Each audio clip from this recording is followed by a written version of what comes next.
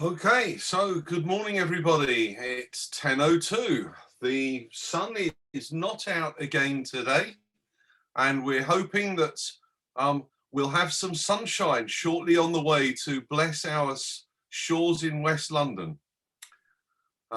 Today, we have an interesting group of people coming to us, and we have a webinar led by Nauzar, supported by his own ray of sunshine, Elsa, direct from Antigua for you today to brighten up this dullest of British summer. I'm not quite sure what's happened this year, but apparently a little fairy tells me that the sun's going to come out next week when we're into June. Let's keep our fingers crossed. Today, we're going to be talking through Nauzar's Fit to Bid program, Canvas, Innovation and Strategy.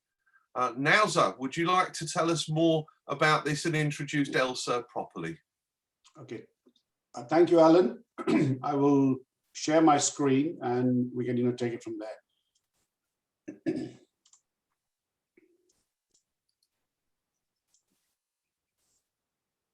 Good morning, everybody, and thank you for joining us. So we're working very closely with Hounslow Council to deliver the Innovate and Grow program.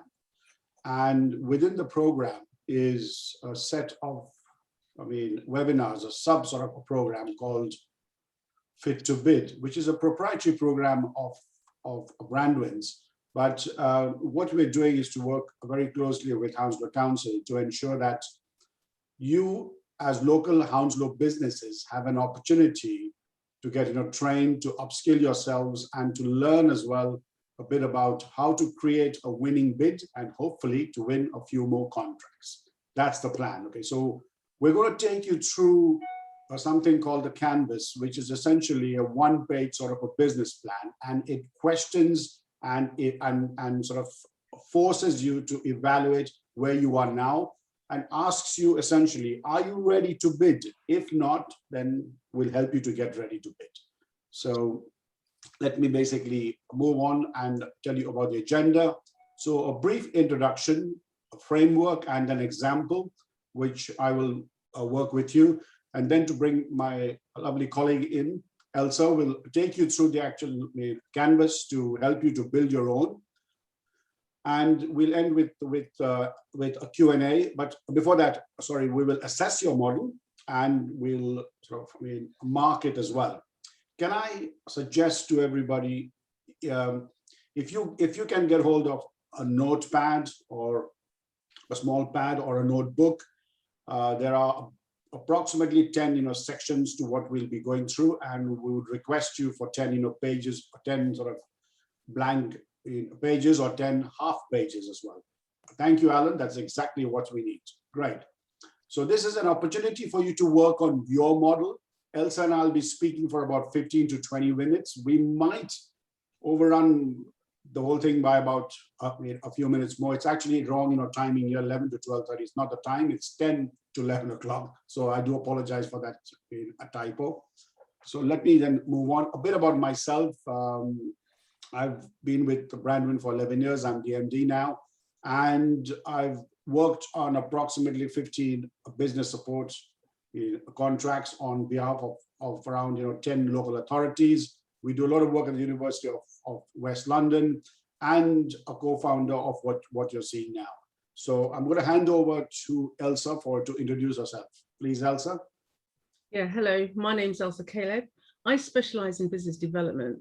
I've been in the industry for 30 years, and I've been running my business for over 20 years. I focus on how to improve effectiveness, productivity, and more important, ensuring that the business owners have a regular income to improve their bottom line. I've had an excellent journey working as a consultant, developing numerous businesses, working in organisations such as the British Business Bank, known as Startup Loans, an SME business advisor to government, and I thrive in solving problems with businesses. I'm local, and I'm grateful to be given this opportunity to work with the Hounslow Chamber and the local authority to assist in the development of businesses. Over to you now, sir. Thank you, Elsa. That's great. Okay, so what is a fit to bid? In short, it's a 5-stage sort of a process where we start with engagement. I hope you can see my mouse, my cursor. Engagement with procurement. We had a session last week. It's an ongoing sort of event. It's not just a one-off. So if you need to get in touch with Hounslow Council, Hounslow Engagement, you have my email address, you will have Elsa's, so please don't hesitate to get in touch with us. If you can't get hold of us, you can always get hold of Alan at the chamber. Okay. We have an online bid assessment, which we will be sending you shortly, people who registered. We are here, we're talking about the business model to help you to prepare and successfully win a few more bids. There are some bidding skills in workshops next week and the week after. Elsa will show you a schedule, and then we have some tender advice ones as well. So that's the process. The entire thing is designed to help you get bid ready and win more contracts. So where are we now? How do we take advantage of the new economic environment? There is change. The pandemic and post-Brexit have thrown up a few challenges. There might also be a few opportunities. So how do we take advantage of them? How do we get hold of those new opportunities? And our suggestion is where we were in terms of health and safety, operational and financial issues, which we all had to consider, all of us, over the last year and a half or so. We now need to move to offense. I don't mean cause offense by any means. I mean, it's like, defend and attack. I thought attack is a worse word, so let me use offense. It's time to move, forward, to be a bit more sort of, proactive. It's time to prepare for the next, phase.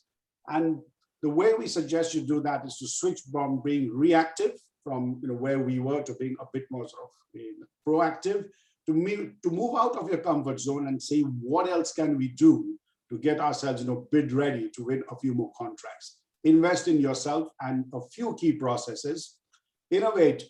Are your customers going to be there? If they're not, the same customers, are they looking for something else? Can you deliver?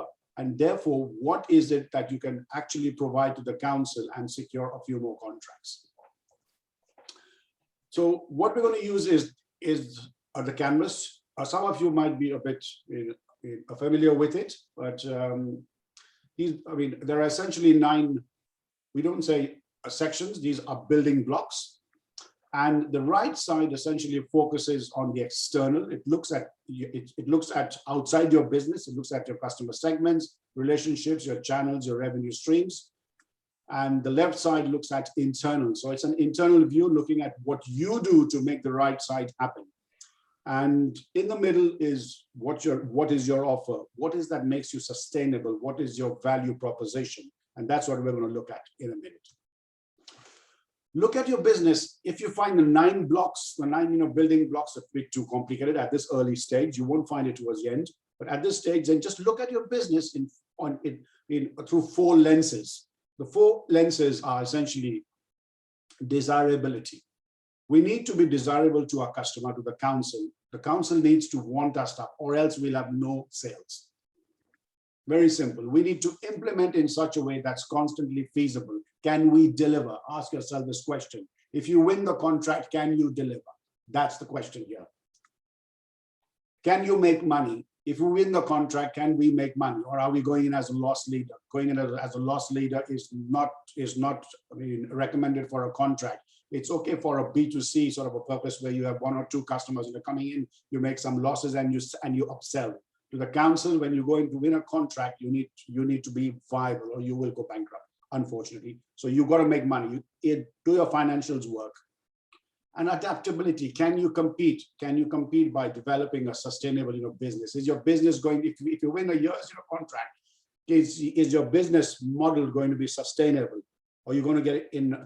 Have you built in your financials for the contract to be paid on a monthly basis, to be paid some advance? Councils do pay a certain percentage of the contract on award, so be aware of that. Then they might even agree to pay you on a monthly basis to help you with your cash flow. Councils, as I said to you in my earlier session last week, are not faceless people. You got to engage with them. So our desirabilities again is on the right hand side. Feasibility, key partners, key activities, key resources, what we do. can we deliver is on the left, and at the bottom is viability. Hopefully revenue streams are larger than your cost structure, so then we make a profit. So it's very simple way to look at your business, but very, very clear, very exhaustive as well.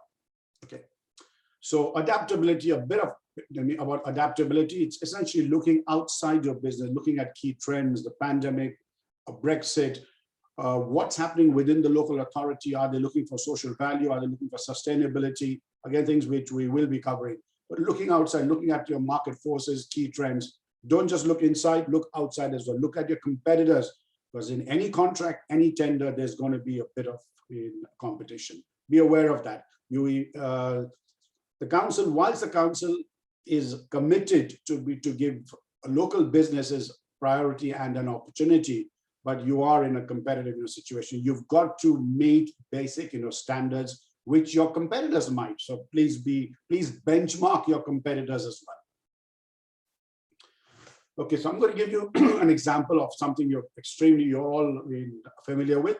This Uber, giant organization, but you can put entire business on one sheet of one model, one sort of a template. On the right, you've got their customer segments. You've got riders, people like us, the boxes in gray, the drivers in green. So the drivers who want to earn money. On the customer relationships, you've got the rating system, the channels, Uber app. You can't do business with Uber through the website, through a phone call. You can't walk into an office. It's only the app. That's their business model. The value proposition is a platform to connect riders with key drivers, easiest way around. And for drivers, is earn money when you want. So it's a gig economy. They come in when they want. On revenue streams, they charge by the mile. So they've got two different types of pricing. They charge by the mile. They pay the driver by the mile, and they charge us by surge, in a sense. Busy hours, going to Heathrow, etc., and they pay the driver accordingly as well.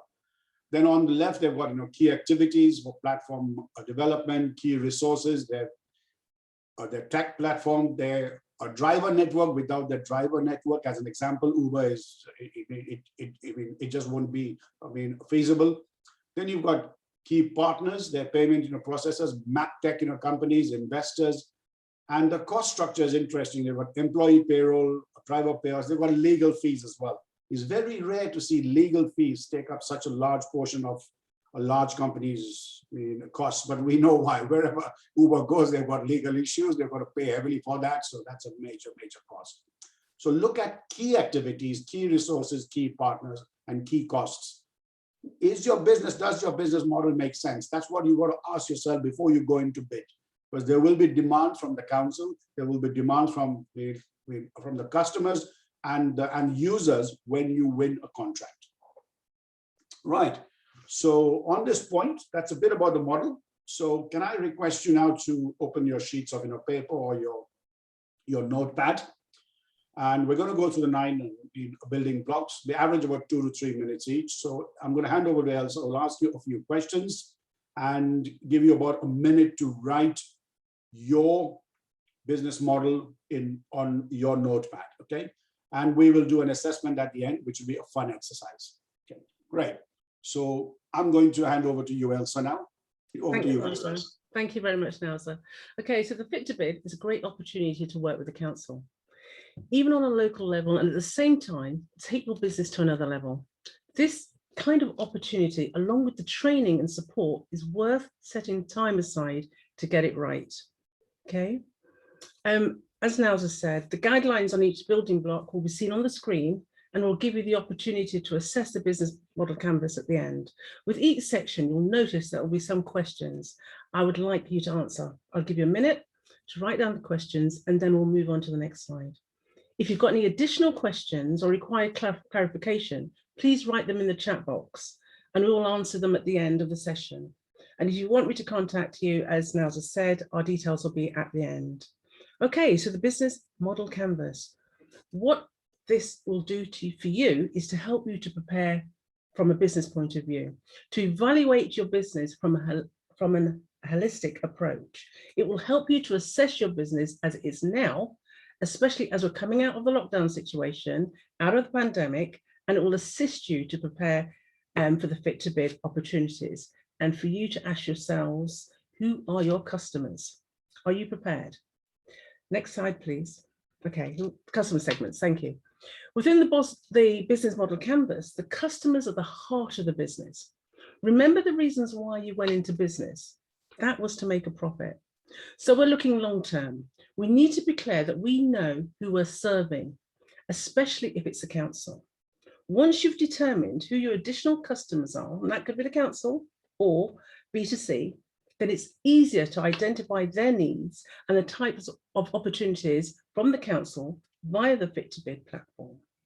Don't forget that whilst you're identifying the several groups of customers, be aware of the separate segments. Now, these can include suppliers of construction materials, equipment on rent, hardware, as in metal or rough hardware, manufacturing of related items such as PVC pipes, development directors of retailers, which is different from the development directors specializing in commercial office buildings. Then there's a commercial side, as in industrial, public, non-housing, infrastructure, private housing, public housing. These can be different types of customers. Okay. Explore the different segments and how you can solve problems, yet develop relationships by attending, chamber events and accepting the council's invitations. Long-term relationships are so precious. It's easier, as you know, in business to keep a customer or a client than to try to get new ones. You're allowed to be creative and still have a niche market. If you want to diversify, you can, but remember, the different markets may have different needs and solve different problems. So the questions to ask yourself are, from whom are we creating value? And who are our most important customers, clients, or users? 1 minute, please. You've got a minute to answer these questions.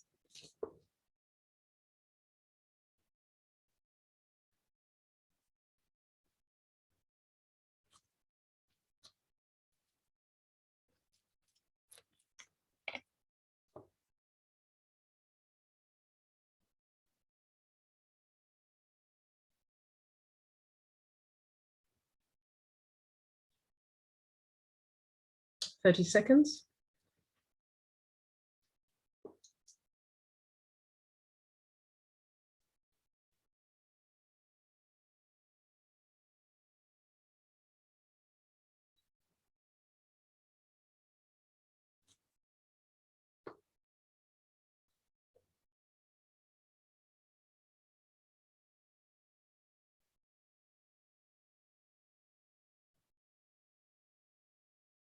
Thank you. Let me mention that we, for this section, which is a value proposition, that we do have a webinar on the 1st of June that will be going into great depth on this section of the business model canvas. So please book and attend. So what value do you want to deliver to each of the different customer segments that you've identified? In other words, what bundles of products and services are you offering to each segment, even though it can be a combination of many? You should be able to measure each one, either quantitative or qualitative, okay? For example, let's take newness. If you're going to introduce a new service, how can you ensure that you're adding value, but at the same time, being true to your brand, accessible and yet convenient for your customers? How long will it take you to provide the service? Have you taken the time to prepare a detailed price structure? There are so many ways to get the job done. And I know that when you're accustomed to an industry and the work that you do, you do the job without thinking. But what happens when you bring in a new member of staff? The areas listed all must be delivered well. Whether it's a risk reduction, cost reduction, design, brand, everything has got to be done to the customer's benefit. The concept on true value relates to the concepts of reliability and validity, in other words, being real. The questions are what we need to focus on and develop to the best of our ability. So look at the questions that we've got to ask ourselves. What value do we deliver to the customer? Which one of our customer problems are we helping to solve? Which job are we helping the customer to get done? And which customer needs are we satisfying?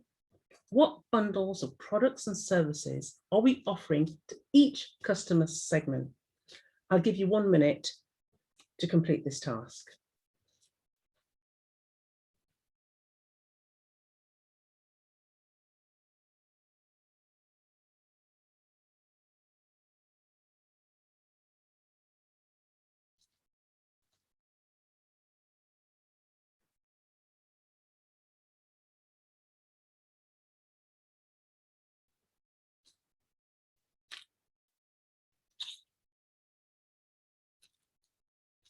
Thirty seconds.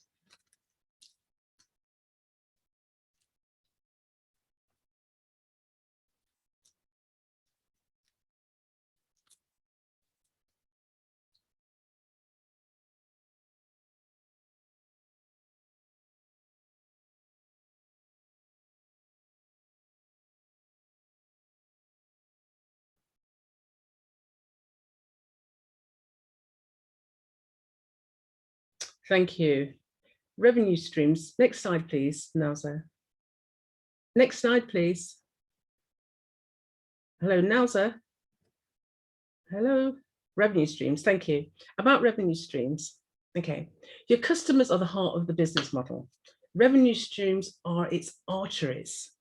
Okay. In other words, it carries oxygen around the body. It gives life. You need money to live. Do you know your revenue streams? Have you tested them? Although Fit to Bid is a great opportunity, be sure that you have the experience to deliver. This is not an experiment. This is an opportunity to make some serious money. Are you aware of the value each customer segment is really willing to pay? What do your customers currently pay? And that's with you, or even what do your customers, pay, or your competitors pay to the competitors? What is your revenue model? What are your current pricing tactics? Okay, so be clear that you know what they are. A business model can be both transactional, as in regular everyday sales, or reoccurring revenues, such as subscriptions and part payments. So the types of revenue streams, you've got your asset sale, when a company sells some of its actual assets, usage fee, which is buyout fees, subscription fees, lending, renting, and leasing. Okay, let me get those right, and licensing. Okay, then there's also brokerage fees and advertising. So ask yourself these questions. For what value are your customers really willing to pay? Not what you think they should pay. Okay, how would they prefer to pay? Do you have the right systems in place? And how much does each revenue stream contribute to the overall revenues in terms of percentages of the total? This might mean looking closely at the cash flow of the business. 1 minute, please, just to answer these questions.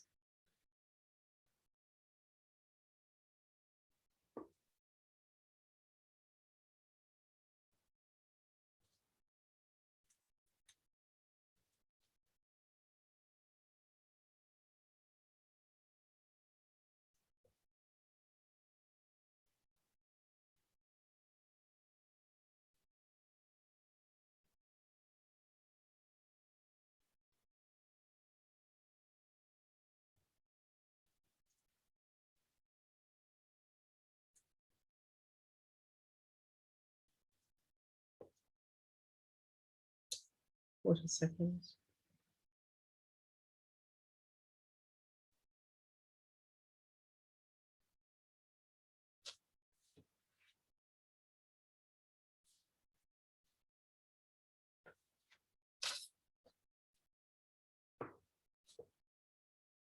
Okay, thank you. A minute. Thank you. Channels. Now, your channels describe how your company communicates and reaches your customer segments to deliver your value proposition. So let's look at the owned direct channels. These can be what you currently do in-house, your website, or a chain of retail stores. Because you are by yourself, you may have higher margins. It can be costly to put in place and to operate. So what channels are you currently using to engage with your customers? Do you actively stay engaged with them? If so, how? Regular newsletters, evaluations, webinars, or even social media, okay? Ask yourself, are you engaging with them? What are you doing to ensure that you get repeat business? A good way to raise your profile is to connect, again, with the council. And also you could be doing other social or environmental impacts, but we'll revisit that later. Okay, let's look closely at the partner indirect channels. I mean, the best advice I've had to date is from Stelios from EasyJet. He said to me, Elsa, if you want to grow your business, partnership is the way to go. It's the most cost-effective, low margins, and one can grow a lot quicker. If all your partners work to their strengths, then it's a win-win situation. So start networking with local businesses and consider joint bids. Please take the council up on the opportunities. Now we're here to assist and support. So let's look at some of the questions I'd like you to answer. Through which channels do our customer segments want to be reached? How are we reaching them now? How are our channels integrated? Which ones work best? Which ones are most cost effective? And how are we integrating them with customer routines? I'll give you a minute to answer those questions.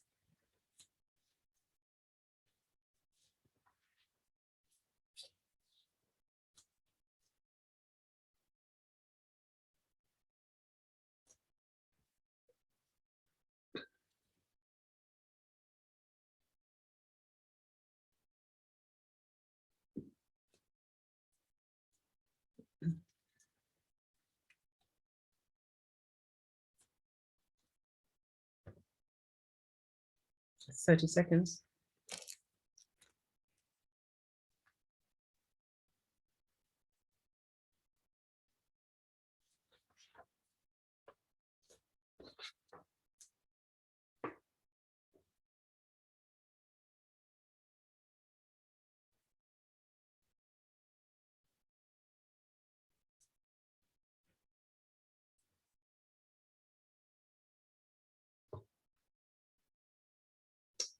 Thank you. Customer relationships. Next slide, please. Okay. Your customer relationships describes the types of relationships your company established to retain specific customer segments. How do you get, keep, and grow your customers? Take a look at the types of customer relationships that you currently have. Is it worth taking the time to look through the list to see what you currently do and what you may want to consider? Okay. How will fit to bid integrate with the rest of your business model?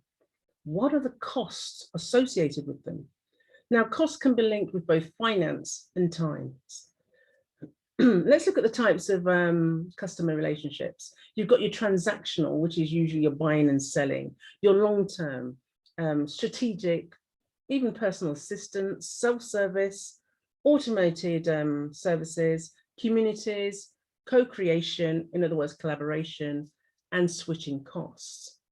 How will you develop trust with the council so that you can get repeat business? And what can you do extra to what you currently offer? Okay, let's just look at the questions to ask. What type of relationships do each of your customer segments expect us to establish and maintain with them? And which ones can we establish to retain our customer segments? And how costly are they? And how are they integrated with the rest of your business model? I'll give you a minute to answer those questions.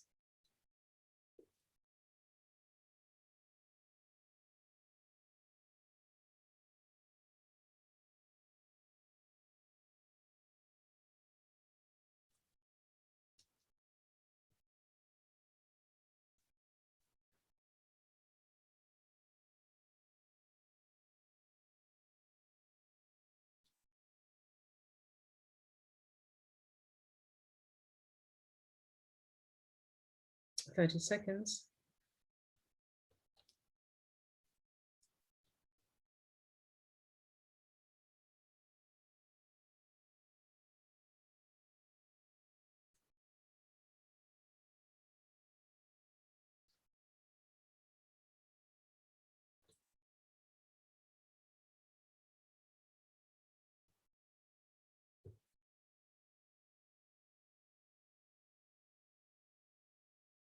Okay, thank you. Next slide, please.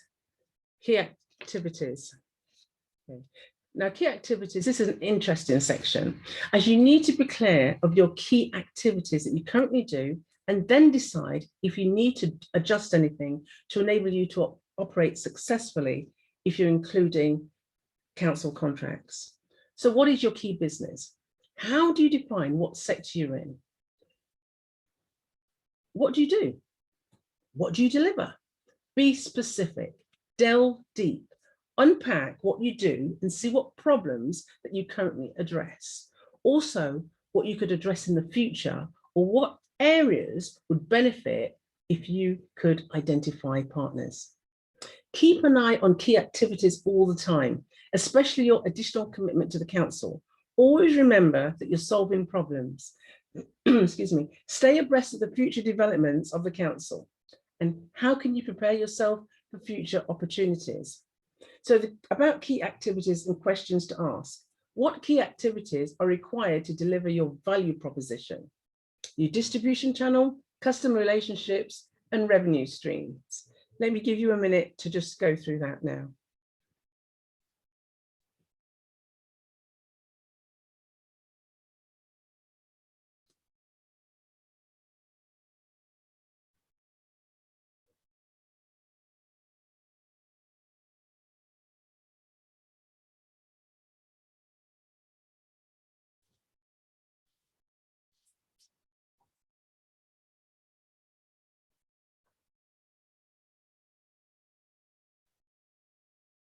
Thirty seconds.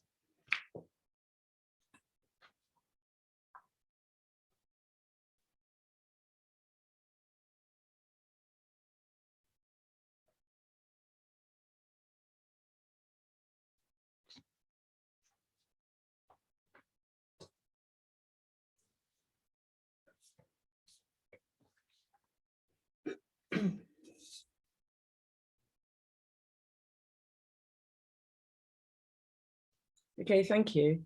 Next slide, please. Excuse me, key resources. So what resources do you currently have? What do you need to invest in? Whether they're physical, could be additional staffing, stock, additional technology, finance, even leased equipment. Whatever they are, we need to be clear that we know what they're going to be used for, but at the same time, ensure that areas such as your value proposition, your distribution channels, etc., are covered. The worst thing that can happen is not to be fully equipped, especially if you're applying for opportunities. Be realistic. Try to count the costs and have a clear plan of action, and be confident that you've made the right decision, knowing that you have everything in place. So let's just quickly look at these questions. What key resources are required by your value propositions, distribution channels, customer relationships, and your revenue streams? Okay, I'll give you 1 minute to go through that now.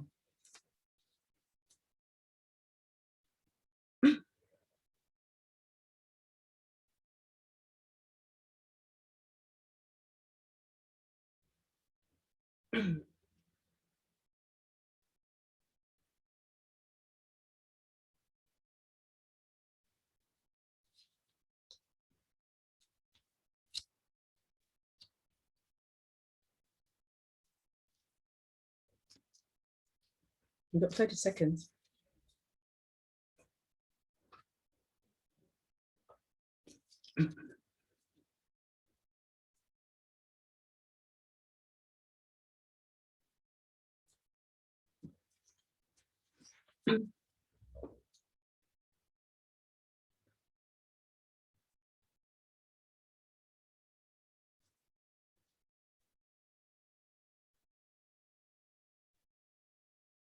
Okay, thank you. Minutes up. Next slide. Thank you. Imagine the fastest land animal in the world is a cheetah. Here you see him in full flight, but, and there's a big but, it hunts alone, is alone, not very successful, it tires very easy, and it can't climb trees. These are the true facts. Next slide, please. Sustainable partnerships. One sure way to stay ahead with the bidding process is to consider partnering with others. Once again, we do have a webinar to cover this. There's a slide at the end of the presentation that has all the details. So please ensure you attend the workshop as well. Now, we're all aware that elephants never go thirsty. No one attacks them. They're always looking for new pastures. They work together as a team. Elephants plant trees and fight climate change. They're even environmental friendly. So what I'm saying in here is partnership is key. Thank you. Key partners. Overall, the focus are our networks. Partnership is key, especially now more than any time. Consider things like your trade associations, local contractors, subcontractors, property developers, suppliers. Try to strengthen these relationships. Even just for a good reference, it's worth developing. Business owners from, look at business owners from other industries, investors, financial institutions, the decision makers, strategic alliances. What strategic relationships can you build with your competitors? There's also all types of different types of joint initiatives right there. The benefits, it reduces the risk. Economies of scale, cost advantages for an internal point of view that works for your company. And there's the external economies of scale that benefits partners within the industry. For example, purchasing, buying in bulk, and then distributing them. There's also the managerial side, sharing administrational support, and in some cases, even technology. So the questions we're going to look at here: who are your key partners? Who are your key suppliers? Which key resources are required from your partners? And which key activities do partners perform for us? 1 minute from here now.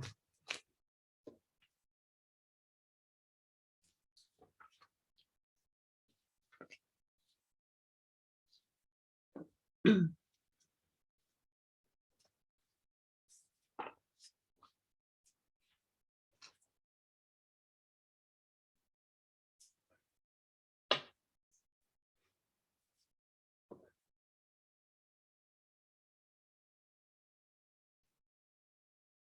30 seconds.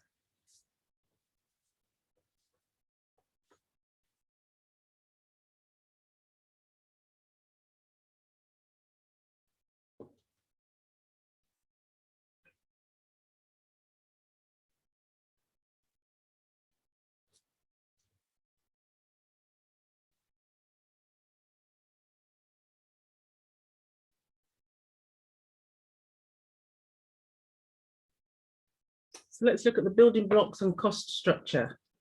Next slide, please. Thank you. Here we'll briefly highlight your expenditure costs and how much will be coming into the business. You need to be clear that you know when you're going to be profitable and whether or not you're running at a loss. Because in some circumstances, you may have to inject cash at times where you have a cash flow problem. It's easier to ask for an overdraft in advance than when you actually have a problem. There's no point putting in a bid if you know that you're running at a loss. Okay, so about the cost structure, be realistic when listing all your costs, even the hidden costs. Cost driven, keep the costs down. If it's value driven, focus on adding more value in the product itself at the highest possible cost.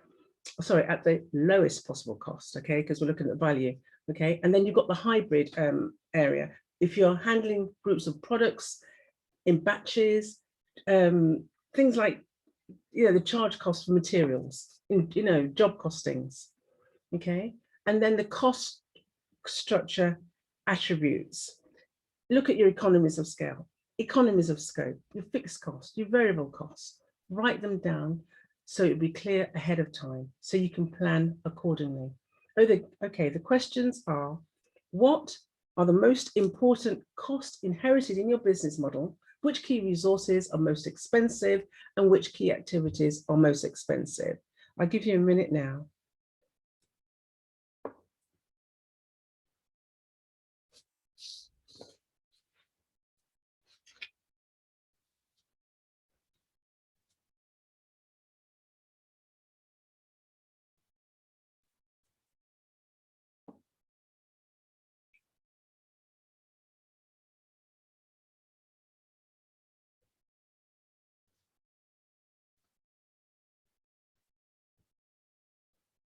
30 seconds.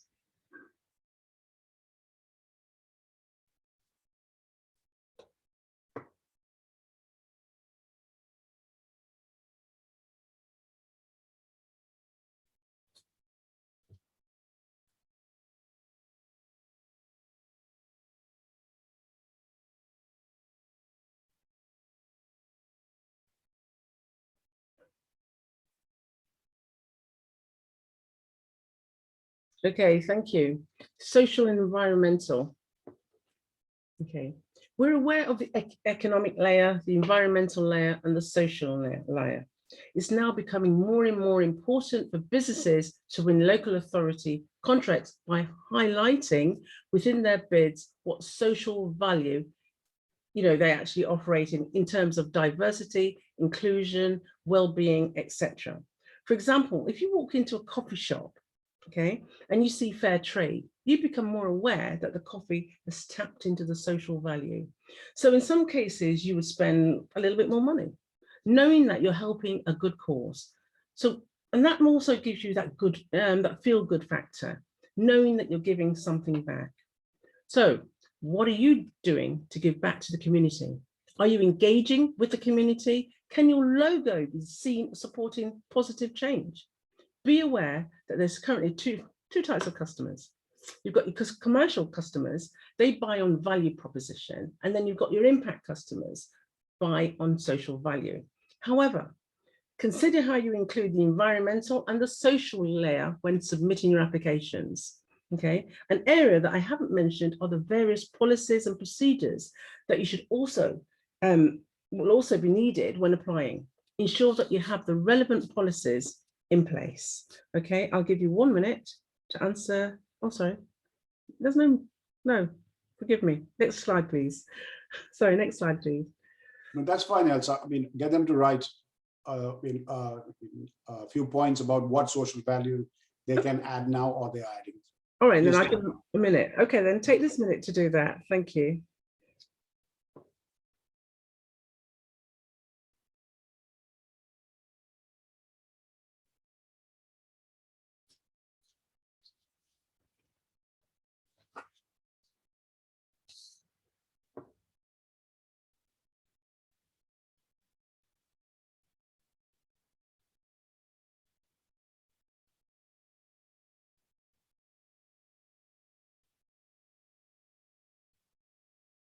Thirty seconds.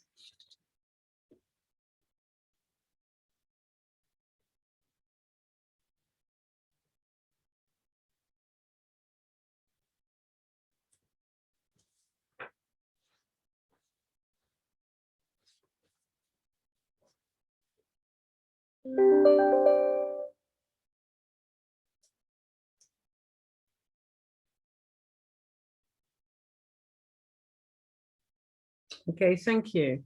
So next slide, please. One of the things that you might want to add here as well is just to think about whether you work with local community organizations, whether you help people into jobs, whether you help to reach hard to reach people. There are some businesses who hire people who are ex-convicts or who had some sort of police sort of record, giving them a chance. Timpson's is a big example of that. So do you do sort of go the extra mile to add that value, that extra social value? Councils will appreciate, local authorities appreciate that a lot. Yeah, thanks, Nauzar. Okay, can I just go over to business model strategy? So here we have the 9 building blocks. So it's just to recap. These building blocks should not be seen in isolation. In other words, whilst you're working through them, don't just disregard any of them. There is a strategy. Each building block depends on the other. When you're developing your business, look at the business as a whole. Everything is well connected. Each block relies on the other. Thank you.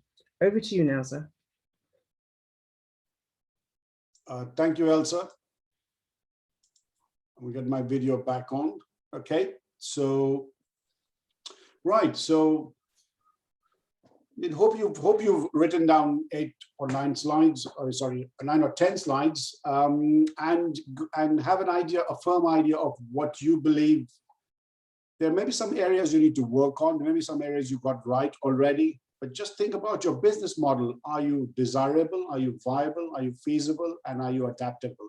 Look at it from these 4 aspects, and you will find a few gaps which you can fill and hopefully be able to prepare a better bid. On this point, I want to add one more point about the council, is that being lowest, price is I mean, you will never win a bid only if you're the lowest in price bidder. Councils have a rating, system where they will look at your previous experience, your team, your methodology, how you're going to deliver, and then the price. So they usually have a formula which covers these 4 or 5 or more areas, which adds up to 100%. So they will then be able to score you on 100%. So it's not only price. Therefore, getting your business model right in terms of your team, your resources, your deliverability. Have you done this before? Can you provide examples? Can you provide testimonials, client case studies, all of that? Do you work in sort of partnerships? Are you accredited? Your qualifications, all that is part of your strategy. Okay, so please embed that in mind. You will be sent next week. We're going to send everybody who registers a questionnaire, a bid capability sort of questionnaire. You will find a lot of the stuff I'm saying now is on that, but be prepared. It only takes about 5 or 10 minutes to fill in that questionnaire, but it'll help you to develop your strategy. Okay, so we're going to play a bit of a game now amongst ourselves, and we're going to assess your business model. Okay, so we're going to ask you 7 key questions on how you believe your business model basically compares to what is required to get fit to bid. Okay, so just on a blank sheet of paper, look at question number 1 from us so it's each question has 10 marks, and there are 7 questions, so maximum you can score is 70. If you do score 70, let me know. I will send you a whiskey bottle or whatever else you want. Okay, if you score 0, talk to us as well, we'll help you. But I think most of you will be hereabouts somewhere in the middle. So let's look at the first question. Switching costs. Nothing holds my customers back from leaving me, or my customers leave me. My customers stay with me for a long time. Where are you in this? In question number 1, just write down the score between 0 to 10, please.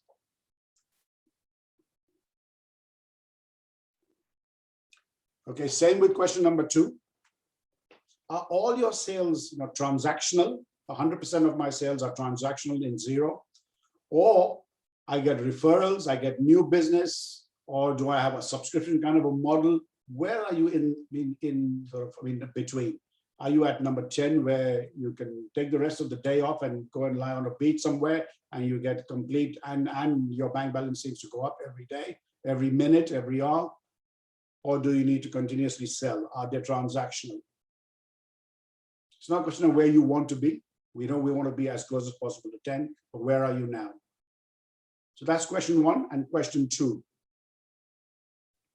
Question 3, earning versus spending. Do you have to buy a lot of stock and then sell, or do you have a process where you have just in time, or do you have long lines of credit? You've built up a good reputation, your credit score is good.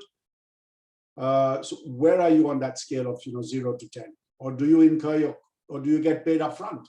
Do you run a business where you get paid completely upfront? And there are many businesses, and anything you buy from Amazon, PayPal, anything online you buy, you have to buy upfront.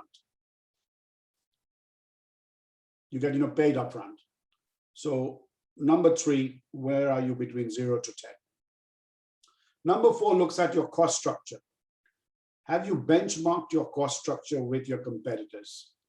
0 says my cost structure is at least 30% high. 30% is the benchmark. Are you 30%, 1/3 higher than your competitors? If so, you've got a problem. Your bid will fail because the other person, your competitors will come in at 30% below you, which is quite a lot, makes a huge difference to the scoring.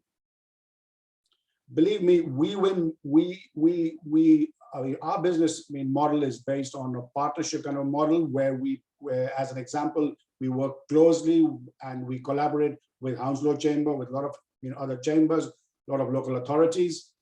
But at the same time, most of our business comes through bids and through tenders. And we know that if you are 30% higher in terms of cost than your competitors, you ain't going to win. So how do you manage your cost structure? Where are you between 0 and 10 right now? Is there scope for improvement? Right, number 5. You have to do all the work.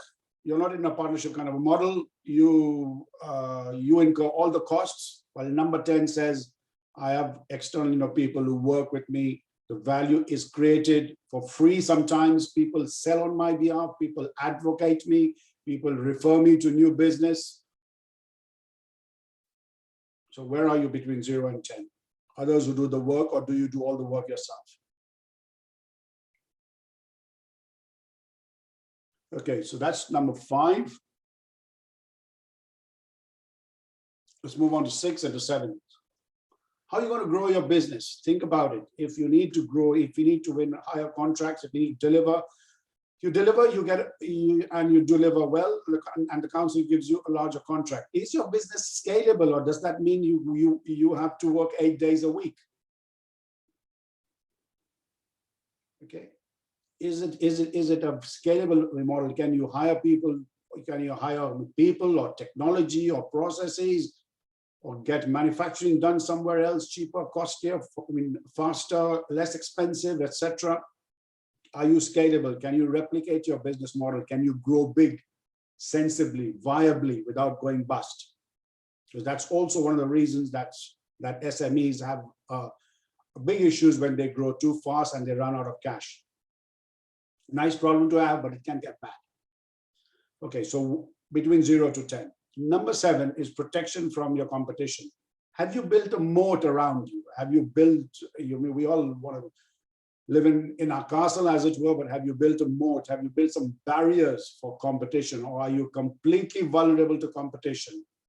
And on the extreme side, on the number 10 side, that you have substantial unique selling points or sustainability differences, advantages, which the competition will find very hard to overcome.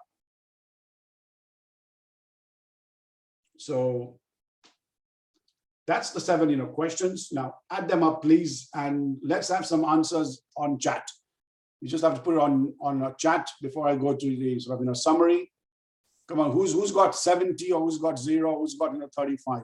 Can you put it into chat, please? And we can have a quick look.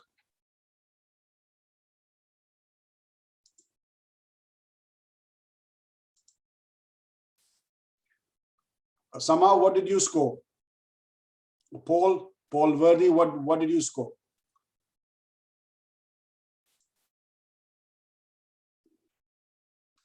Still there? Anybody there? Just type a score into chat. 25, 70, 0. Najma Ali. Okay, thank you, Najma. 30. Najma, if you can also write down what is a key area where you scored the highest, please, and the key area you scored the lowest. It'd be great to see that.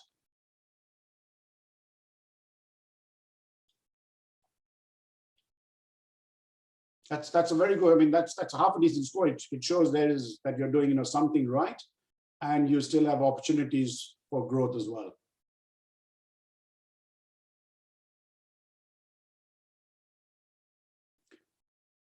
Earnings versus costs highest. Okay. Samar, where did you score the lowest? Yes, Samar. Can you write that down? Lowest was no partnership. There you are. Right. So partnership's key. So Paul Verdi was just listening and did not do the exercise. Okay.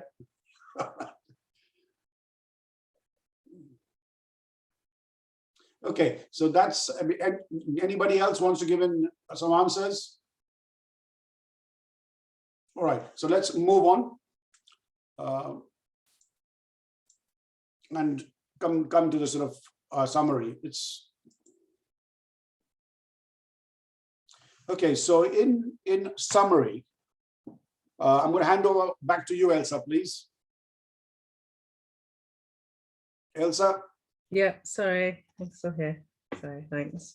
Okay, so in summary, as we've already gone through the business models canvas, it is a strategic management tool in which visibly you spend a lot of time planning and putting and reinventing the actual model.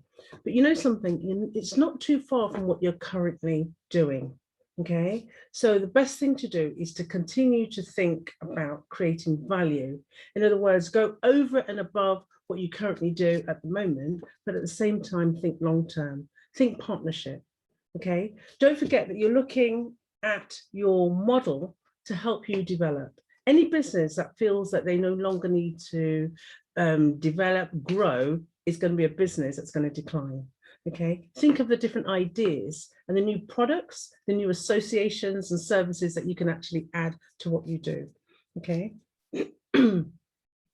so even if it means that you're currently in a particular business sector, consider what you can transfer to another sector. Because I know that some people have been focusing, you know, you could look as I say, at retail. And then all of a sudden they've adapted what they do to work with the NHS and the current pandemic. So see how you could actually diversify and actually go into other sectors. So the first and the main starting point is to ensure that you develop your business plan. Okay, we've looked at the 9 building blocks. Okay, once you've actually got that in place, it's to ensure then that you've got a clear pitch deck in place. So you know about your business, you know where you're going, you know how you're going to get there, when you're going to get there, and who you're going to get there with. In other words, who you're going to work alongside.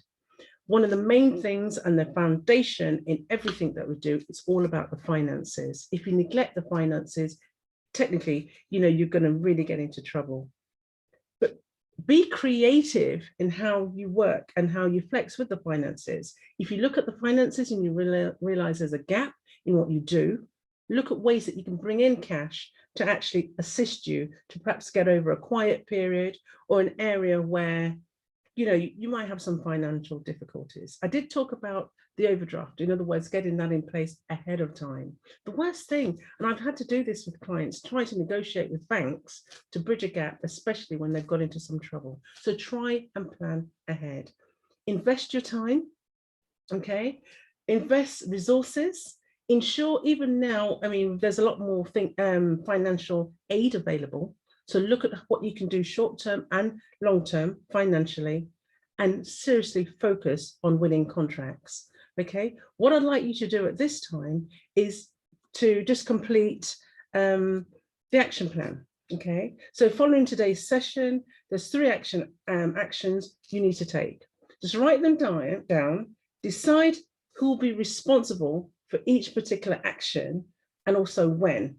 Please add the deadline at the end. But at the same time, whilst you're doing this, think about the SMART acronym, you know, specific, measurable, achievable, realistic, and time-bound. So I'll give you a few minutes just to complete the action plan.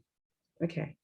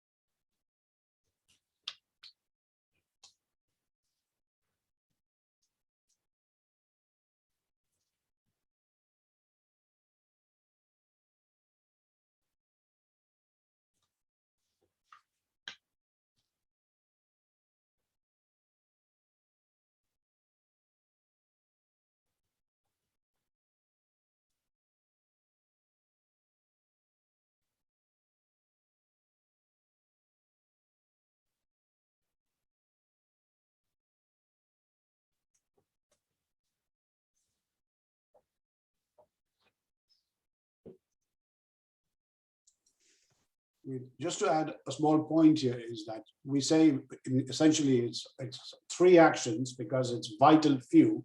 You know, when you go into a workshop and you write down 10 things you're going to do, you won't do a single one of them. Okay, so just write down 3 key things you're going to do to make a difference, which is in your control. You might do it yourself or do it with somebody else, but something which will make a difference to help you to get fit to it.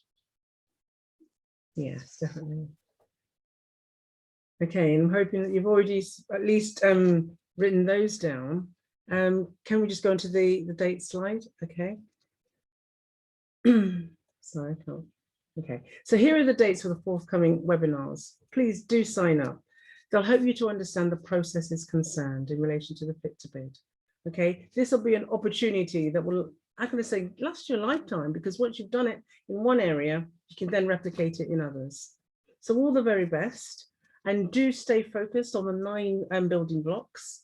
And remember, as I say, they integrate with each other, and really seriously consider doing partnerships with each other. All the best. Thank you very much. Over to you, Nauzar. Okay, thank you, Elsa. Thank you for all your help so far. I just want to take you through some of these key sessions. Next week, you're going to see a bit more of me again, potentially with one of my colleagues, value proposition, design. We're going to go deep into your products and services. We're going to be questioning you about what you believe are the jobs to be done by your council, by local authorities. Then on 7th and 14th, we've got the bid skills aspect of it, where these are, you don't want to miss these 2 sessions. These are actually focused on bid writing, what the councils need, what local authorities needs, and that's delivered by someone who's been in this business. He's a bid writer, very successful bid writer himself. So please don't miss these 2. Put this into your diary. If you do anything, make sure you attend the 7th and the 14th of June, please. Then on the 21st, again, it's back me with one of my colleagues. We'll be talking to you about the circular economy, waste, sustainability, what works for councils, what works for local authorities, for local organizations, and how to develop key partnerships to be able to approach these clients and win a bit more business. The last but not the least, on the 28th of June is a presentation by Jez Ray. He talks about, once you've done all of this, then how do you get ready to present if you get into a situation where you're asked to present at the moment on Zoom or on a face-to-face basis? What is it that you need to do to convince your language skills, your body skills, your expressions?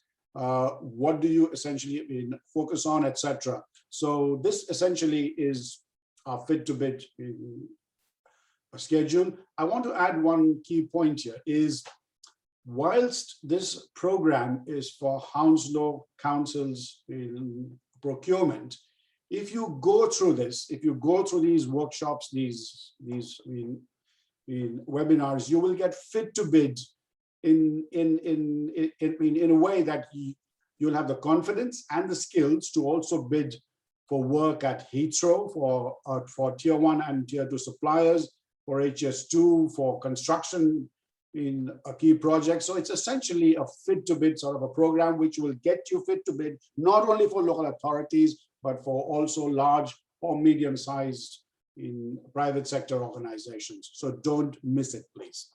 So on this point, a last slide here. We will send you the slides in a few days.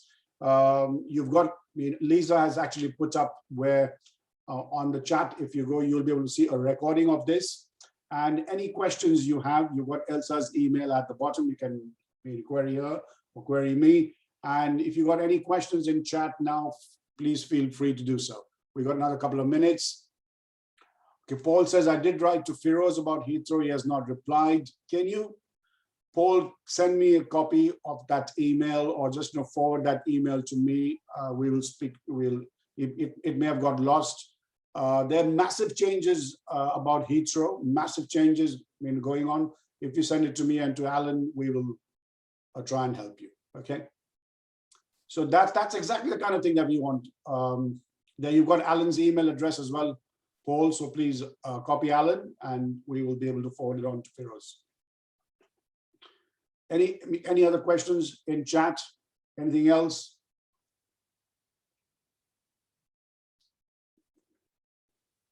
Okay, thank you all very much. Thank you, Alan. Thank you, Lisa, for hosting. Thank you all for participating. Hope that was useful. Hope you got food for thought, as it were. Think about it. Think about your business model. Are you desirable? Do Do they want it? Can you deliver it? Can you make money? And can you compete? Ask yourselves these 4 questions before you start to look at a bid and say, you know, a bid or no bid kind of situation. Ask yourself these 4 questions and you'll go a long way. I look forward to seeing you all and more next week. Okay, thank you very much. Thank you. Thank you. Thank you all very much. You heard from Nauzar and Elsa just now about how to bid last week to major companies like Heathrow and Hounslow Council. Now you've learned how to gear yourself up to bid for these people. Great webinar this morning, people. Thank you very much for attending and thank you very much for presenting. Thank you. Thank you, Alan.